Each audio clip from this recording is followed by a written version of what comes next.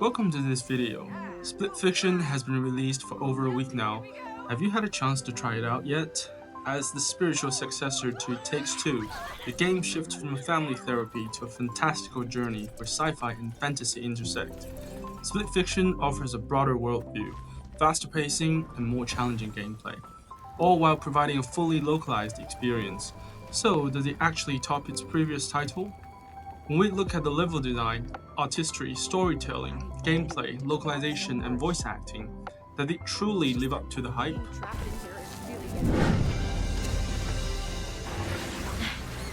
If you think Split Fiction is just a souped-up version of It Takes Two, that's probably not the case. Its level design and gameplay variety show no signs of repetition.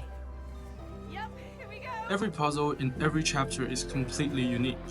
In fact, the core mechanisms of some puzzles could serve as the foundation of an entire indie game. Every few minutes, there's a brand new puzzle, so you don't have time to get bored.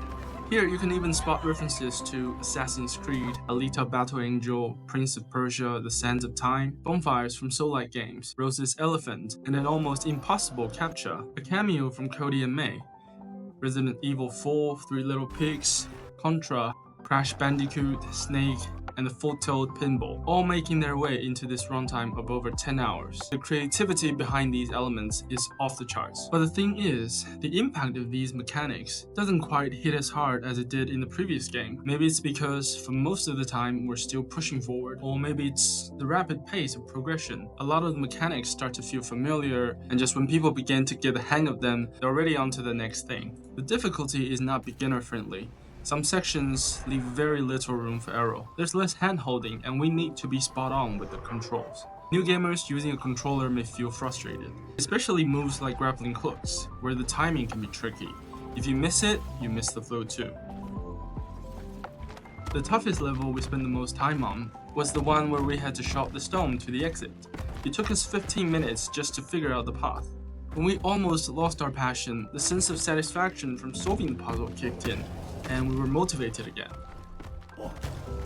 For gamers who enjoy fresh and fast-paced challenges, this experience is surely exhilarating. But for completionists and explorers, the constant switching of gameplay might feel a bit exhausting. The gameplay, 9.5 out of 10. Like most first-timers, we were eager to push through the story, that we didn't take the time to appreciate the stunning environments. This is a game that encourages you to slow down and enjoy, rather than being a mere race of speed.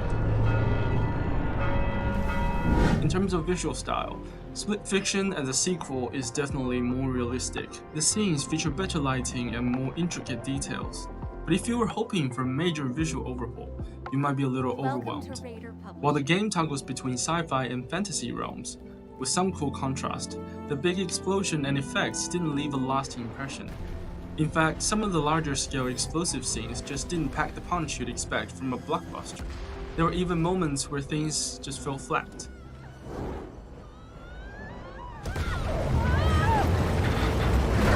Sci-fi elements look great, but the heavy use of hard surfaces and ubiquitous neon lights could lead to aesthetic fatigue. Still, when elements like castles, lemon trees, licorice, and blue skies appear, the game's visual really starts to stand out. The transitions between themes are seamless, and the connections between fantasy and sci-fi are cleverly designed. In some levels, the shift in lighting and tweaks to the characters' costumes show that the design team paid close attention to artistic detail. So for art, we give it a 9 out of 10. The explosion and destruction effects during battle scenes lack some impact. Please step on your assigned path. The story of Split Fiction centers on two writers with different writing styles. Trapped in the world of their stories due to a publisher's scheme, they must team up to break the system and reclaim their creativity. On paper, the plot is intriguing, but the way it's told doesn't feel particularly groundbreaking. It's not as emotionally charged as It Takes Two. It's more like a solid adventure story. You can predict where things are heading, but at least it makes sense and stays consistent. After all, the core of the story is conflict. While there aren't many twists, it doesn't feel jarring or out of place, compared to the emotional impact of It Takes Two. The character development in Split Fiction feels a bit flat. Although the two main characters have distinct personalities, there aren't many touching moments in the dynamics in their evolving relationship. It's more of a setting-based, cooperative relationship. So for plot, 8 out of 10. The innovation is nice, as the protagonist's adventure shows the creator's struggle with commercialization and creative theft. It has a certain level of social metaphor, but the unfolding of the story lacks surprises, which is also the aspect that stands out to me the most personally. Ma'am, I told you this is perfect. Check out that tower. Compared to the previous game, Split Fiction has a noticeably steeper learning curve. The basic controls are still jump and dash, but many of the interaction mechanics, such as the grappling hook and gravity shifts, aren't as smooth in practice. Especially in the grappling hook. For new gamers using a controller, the timing can be sometimes confusing. It doesn't work if you're too far or too close. It often leads to missed jumps and disrupting your flow. Gravity shifts requires a strong sense of space, and if you don't adjust, you might often make mistakes from losing track of direction. We felt a bit dizzy while playing because of this. For those new to using a controller, it might take some time to get used to the controls. If you use a keyboard and a mouse, the experience might feel smoother. For control, we give it a 9 out of 10. It might be challenging to get started, but once you're familiar with it, it becomes highly fulfilling. As for the Chinese subtitles, the localization quality remains top-notch. There are almost no noticeable errors, and some translations even deserve kudos. For example, CAPTCHA is translated as wanka, a slang term for player in a relationship, simple and easy to understand. However, some translations are not quite accurate. For example, techno is translated as electronic music, but techno, in fact, is just a subgenre of electronic music. Using something like high-tech dance music might better fit the cyberpunk theme. We specifically played with the Chinese voice acting, although well-known voice actors in the industry are included, such as Zhang Qi, who voiced female V in Cyberpunk. Her voice acting style in these two games is vastly different. Zoe is voiced by Zhang Luoyu, who also voiced Jade in Honkai Star Rail. The Chinese voice acting emotions in this game generally fall flat, which diminishes the immersion. The Chinese voiceovers lack personality in their expression. The voices of the two female protagonists are quite similar.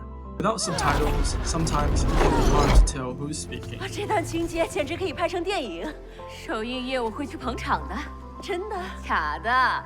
Due to the script translation, issues with dubbing tone are still unavoidable. In comparison, the English voice acting feels much more natural. Mio's calmness and Zoe's liveliness are both very well interpreted by the voice actors, staying true to their character designs. As the story progresses, you can clearly feel the emotional changes in the tone of the two characters. But even so, for game devs willing to provide full simplified Chinese voiceover, this is still commendable. After all, some devs wouldn't even bother including simplified Chinese subtitles. The localization, I give it an 8 out of 10. The voice acting contributes to a smooth experience of this tremendous adventure. If the voices were more distinct, the game would feel more immersive.